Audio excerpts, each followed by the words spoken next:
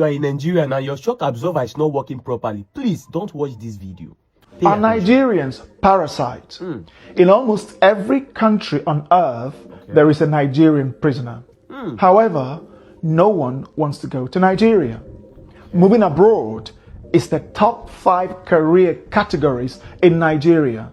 They have ruined their country so terribly that it has become uninhabitable.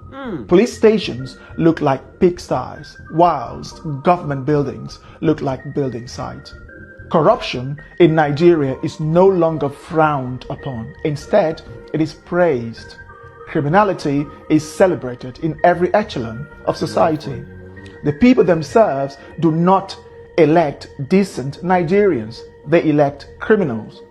You know, a country celebrates corruption and crime when it is 99% corrupt, but never has any top government official ever been convicted and imprisoned.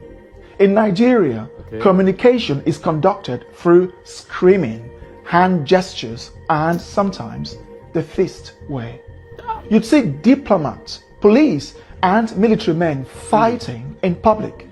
Tens of thousands of fist fights should be recorded in Nigeria every day. Every building has a generator, some with up to 10, all running at the same time, forging a megapoly of noise of epic proportions.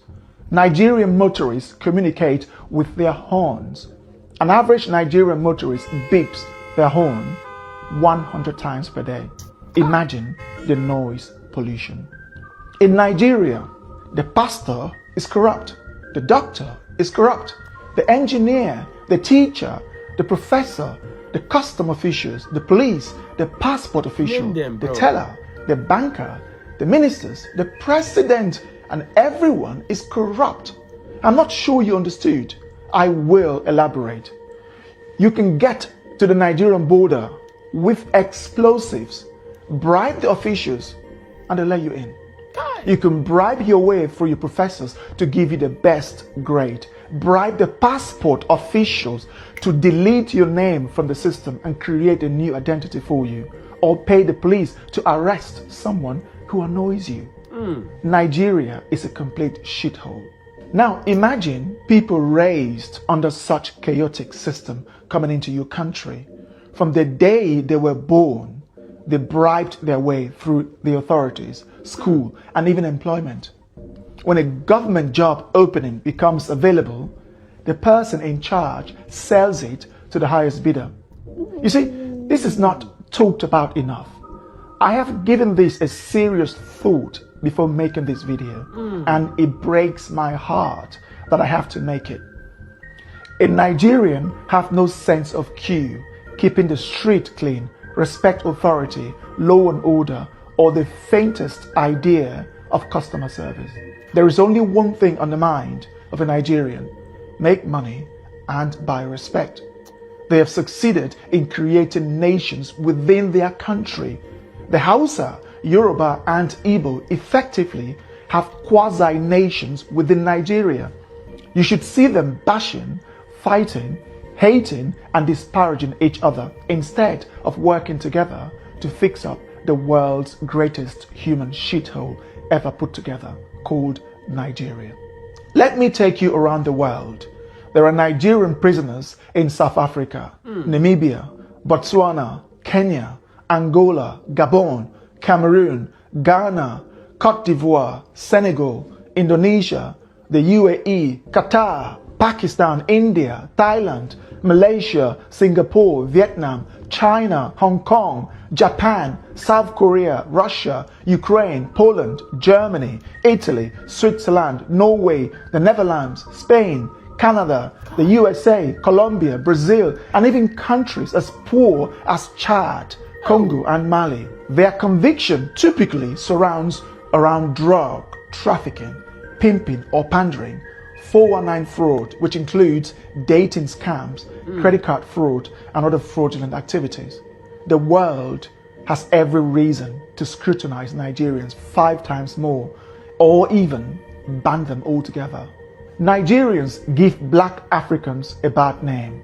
I bet you Namibians, Botswana, Kenyans, Angolans, Senegalese, Burkinabes, South Sudanese or South Africans commit the least crime of all Africans who live in the West, South America, and East Asia.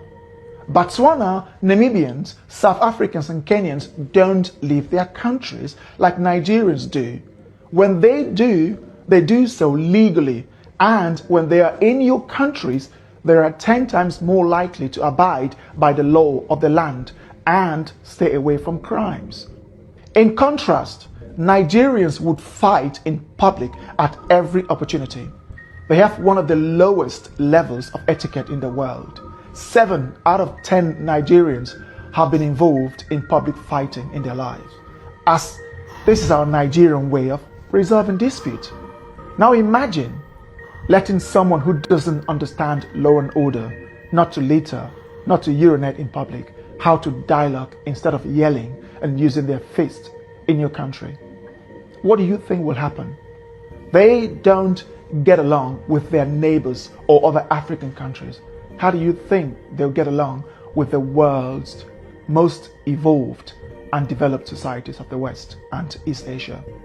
The Nigerian sees the humane laws of your country as a weakness to exploit. As with everything, nothing is 100%. I know this. There are some good Nigerians, but almost every Nigerian is infested with that corrupt mindset. Living in Nigeria, I have tried to find something good to sell to the world, but unfortunately, there are scarce. It is a land absent from progress. The Nigerian system is broken. Nigeria is not even a country. A Hausa person hates the Igbo person to the extent that they can wipe them out. The Igbo hate the Hausa in the same way. The Yoruba have a fundamental hatred for the Igbo that they'll rather die than elect an Igbo person, whilst the Igbo are the world's most arrogant, self-deluding, zero etiquette people of Africa. These 3 major ethnic groups, Hausa, Igbo, and Yoruba, each have over 40 million people, with the Hausa nearing 65 million. Now imagine putting Spain, England, and Poland into one country. Do you know the type of chaos you'd be creating? This is how Nigeria is. The Spanish, English, and Polish are all European, but they cannot function as one country. So too do the Hausa, Yoruba, and Igbo. Let everybody These go their people way. cannot function under one country. When government ministerial positions are declared, they often have to reflect the Hausa, Yoruba, and Igbo shares before the other minority ethnic groups receive their own share. If the sharing favors one ethnic group more than the other, they fight, yell, insult, and complain until the next appointment.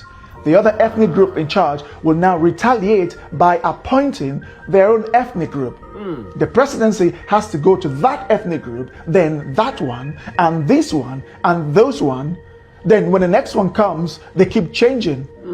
You see, in short, the number of ministerial positions have to reflect the various ethnic groups. This is not a country, but a bunch of tribal, unevolved, mentally unstable, over 200 million stupid people. Why would any country let Nigerians into their country? I'm not sure, but if I were the Prime Minister of the United Kingdom, I would impose a total ban on Nigerians. The risk outweighs the benefit. There are 24 million homeless Nigerians, which is almost the same as the rest of sub-Saharan Africa combined. And over 70% of the country's population lives in poverty. That is over 160 million people. The highest in the world when averaged, given that India has over 5 times as many people as Nigeria. They have the largest arable land in Africa, Nigeria, yet most of that is uncultivated. Their weather is characterized by abundant sunshine during the dry season and ample rainfall during the raining season. The north is the savanna, and the middle belt of Nigeria is level with abundant arable land suitable for farming. Still, 56% of Nigeria's 70 to 84 million hectares of arable land remains uncultivated or underutilized. You begin to ask yourself, why are these people hungry? The answer is simple: incompetence and a collective lack of skills to run a country.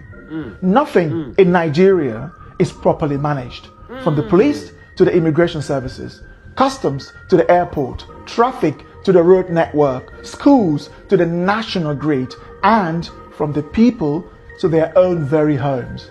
Nigeria is a chaotic society where people exhibit some of the lowest levels of etiquette and quality known to man. And most of these people are looking for ways to obtain visas to the various developed and semi-developed countries so that they can bring that chaotic upbringing from Nigeria to the world. I have tried to find a better way to euphemize this video. Still, after months of procrastinating, I couldn't find a better way to organize my words, but to say it as it is. If you are a Nigerian watching with the slightest ounce of honesty, you'd agree with me. We have earned the badge of honor of being amongst the worst in the world. Poverty isn't why Nigerians are dishonest, criminal-minded, corrupt, and everything else. Nepal is a poor country. How many Nepalese have you seen committing crimes around the world? Chad, Burkina Faso, Mali, Myanmar, Tajikistan, and South Sudan are poor. You can't see them going around the world committing crimes. Of the world's 195 countries, there is a Nigerian prisoner in 60% of them, the highest of any country on earth. That is not an accident. Say Bugatti, on your mandate, we just stand Tinubu. On your mandate, Tinubu, on your mandate. Sheyi Tinubu. Alright, so you all have seen it. See where you guys have gotten us to. See the insults. See the insults. See dashboards right and left. And you know the funniest thing? Now, the funniest thing is this. There's no way I can deny everything that this guy has said, because he's coming with proofs. Yes, he is stating everything he's saying with proofs. He has proofs. So there's no way I can deny anything. So everything that this guy has said in this video is fact. Let's be brutally honest with ourselves. If you want to be honest with yourself as a Nigerian, you should understand that everything that is being said in this video is fact. Nothing is wrong. He said he stated everything just the way it is. Forget all these things they do. Forget all this media. They usually twist narrative. Forget all of them. Now, let's be brutally honest. You yourself, you know that what this guy has said is true. Now, don't watch this video alone. Share it for more people to see and understand how bad the situation has gotten.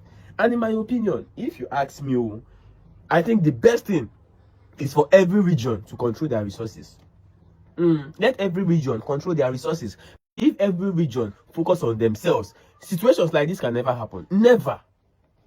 But let me know what you guys think on the comment section. Don't forget to like and share for others to watch and learn. And click that follow button. Thank you, and I'll see you on the next one.